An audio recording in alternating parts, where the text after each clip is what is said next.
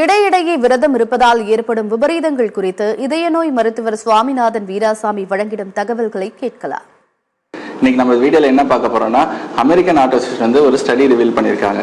ஒரு 20,000 பேர் intermittent fasting இருக்கிறவங்கள ஸ்டடி பண்ணியிருக்காங்க. ஸோ அவங்க என்ன கண்டுபிடிச்சிருக்காங்கன்னா, இந்த 20,000 பேருக்குமே வந்து அதிகமான ஸ்ட்ரோக்கோ ஹார்ட் அட்டாக்கோ வரதுக்கான வாய்ப்புகள் அறிகுறிகள் அதிகமாக இருந்திருக்கு. ஸோ இதுக்கு நம்ம என்ன பண்ணலாம்?